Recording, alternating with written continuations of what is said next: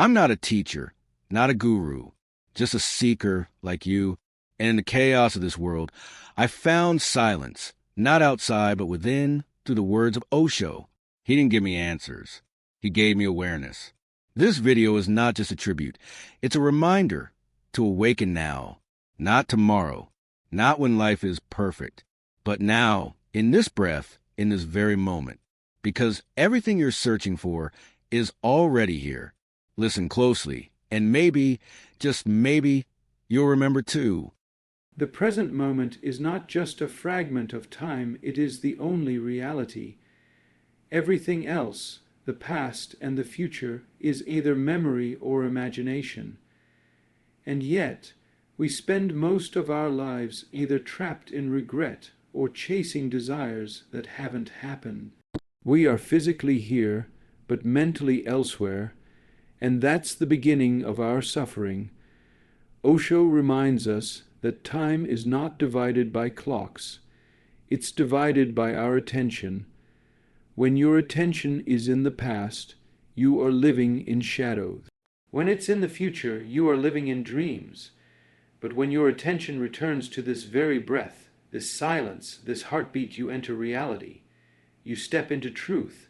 You meet life face to face. We were not born to carry the burden of yesterday or the anxiety of tomorrow. We were born to be fully alive now, not later. But society has trained us otherwise. From childhood, we are taught to prepare for the future, to become something later, to postpone joy until some imaginary success arrives. And in that race, the now is continuously sacrificed. A child plays in the present. He has no past to mourn, no future to worry about. His laughter is total, his tears are pure. He is not fragmented. But as we grow, we are slowly pulled away from this innocence. We begin to live in our heads, in our thoughts, in our expectations. And that's when life becomes mechanical, dull, and filled with tension. Osho says the key is not to suppress the mind, but to see it for what it is, a tool, useful, but not meant to dominate you. Your true self is not the thinker. It is the watcher behind the thoughts. When you begin to observe without judgment, when you can sit silently and just watch the breath come and go, you touch the sacred. This is meditation, not doing something, but being with what is. Sitting with yourself without trying to change, fix, or achieve anything. In that stillness, the past falls away like autumn leaves. The future loses its grip, and what remains is the miracle of now. Living in the present doesn't mean neglecting responsibilities or ignoring consequences. It means doing what is needed now with full awareness, without being enslaved by the mind's constant noise. It means sipping tea and tasting the tea, walking and feeling each step, listening without preparing your reply, being, not becoming. You don't need to escape your life to live in the present. You just need to escape your constant distraction. Let go of the compulsion to rush, to fix, to analyze everything.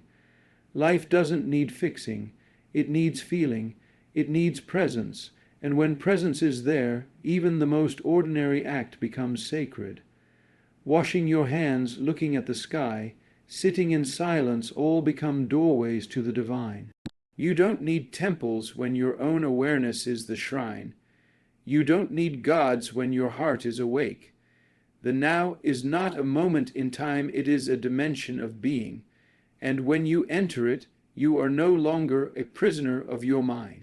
You become free, light, spontaneous. You laugh easily, you forgive quickly.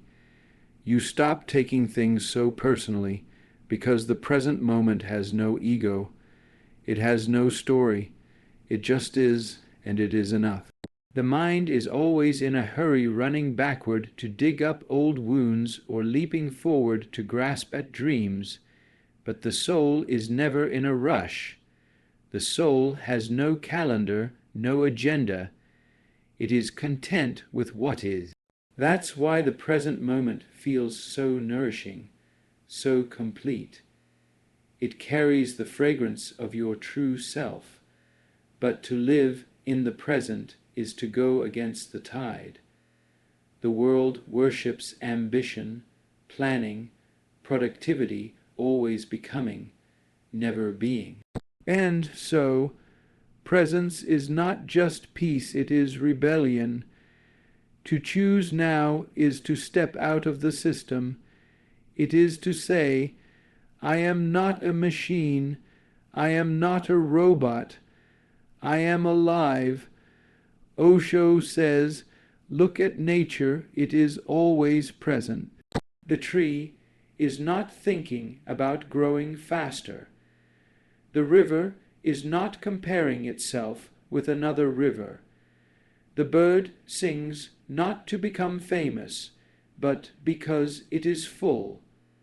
Nature has no anxiety because it has no past or future. It simply flows, and that's why it is so beautiful. When you are present, you start resonating with this beauty. You slow down, and in that slowness, clarity arises. You begin to see things as they are, not as your mind interprets them. You begin to listen not just to words, but to silence. You touch life more deeply. You stop existing and start living. This is what Osho calls witnessing. It is the art of watching your thoughts, emotions, actions without getting entangled. You don't need to control anything. You don't need to change your anger or your fear. Just watch. The very act of watching brings transformation. It is the alchemy of awareness, and with awareness, life becomes meditation. Eating becomes meditation, walking becomes meditation, even pain becomes meditation, because you are no longer resisting, you are allowing, you are accepting, and acceptance is the most powerful healing force in the universe. People ask, how can I live in the now when my mind is full of noise? The answer is simple. Don't fight the noise. Watch it. Let it be. Be the space in which the noise comes and goes. You are not the noise. You are the awareness behind it. With time, the noise fades, the gaps grow, the moments of stillness increase, and one day you realize you have always been free. You were just distracted. To live in the present doesn't mean life becomes perfect. It means you stop needing perfection. You start enjoying the process. You smile more. You breathe more fully. You wake up with wonder, because now every moment is a gift. Every breath is a blessing. Every second is sacred, and in this simplicity lies the greatest truth. Not in philosophies, not in scriptures, not in theories, but in the stillness of now, in the awareness that hears the birds, that feels the breeze, that watches the thoughts without attachment. The now is not far. You don't have to seek it. You are in it. You just have to remember, come back to your breath, come back to your body, come back to the moment, and in that coming back you will find peace. Not a peace that depends on others, but a peace that is your own, deep, silent, eternal. Presence does not cancel memory, nor does it forbid vision. It simply puts them in their right places. The past becomes a library, not a prison. The future, a canvas, not a cage. You open the book of yesterday only when it is useful. Then you close it again. You dream about tomorrow only long enough to feel inspired. Then you return to the brush, stroke unfolding in this precise breath. Have you noticed, when you are totally absorbed, time disappears? A musician lost in melody, a painter lost in color, a mother lost in her child's laughter. In those instants clocked, time ceases to matter. That disappearance is a glimpse of eternity. Osho calls it no time, the dimension where being replaces becoming. The invitation is to expand those rare flashes into the whole fabric of your day. Begin with small rituals of awareness. While you shower, feel the warmth on your skin instead of planning the meeting. While eating, taste each bite instead of scrolling a screen. Pause between tasks. Breathe consciously for 10 seconds. These tiny openings are not trivial. They are doorways. Through them the now enters, widening, deepening, until it becomes the atmosphere in which you live. And when the mind drags you away, do not condemn it. Gently notice, planning again, replaying again. Smile and guide attention back to the breath, to the sensation in your hands, to the sounds around you. Each return is a push-up for awareness. Repetition builds the muscle of presence. Slowly a marvel unfolds. Tasks finish faster. Conversations become richer. Creativity ignites. Why? Because divided attention is weak. Wholehearted attention is power. The energy once wasted on regret and worry is released into clarity and action. Life gains a luminous simplicity, less drama, more depth. Fear often asks, if I stop thinking of the future, who will steer the ship? Presence replies, when the wave meets the bow, that is the moment to steer. Action born of the now is never late and never early. It springs from direct seeing, not from stale projection. Trust this intelligence, it is larger than the calculating mind. And remember, presence is contagious. Sit with a truly present person, and you, too, start settling, breathing, arriving. Become that person for your world. Not by preaching mindfulness, but by embodying it. Walking slowly, listening fully, laughing freely.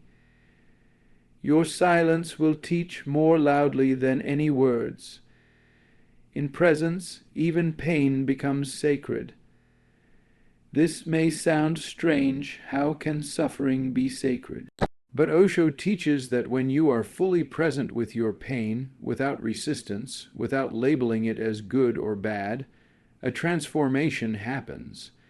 Pain reveals its hidden layers. It stops being your enemy and becomes a messenger. It shows you where you are still attached, where you are still asleep, where healing is waiting. Most of us run from pain. We numb it, distract ourselves, deny it. But the present moment doesn't run. It stays, it sits with the discomfort, and in that sitting, the pain softens. In that witnessing, the wound begins to breathe, and eventually it releases its grip. This is the power of presence. It is the greatest healer. Not because it fixes the outside world, but because it reveals that you are not broken. You are not the chaos around you. You are the stillness within.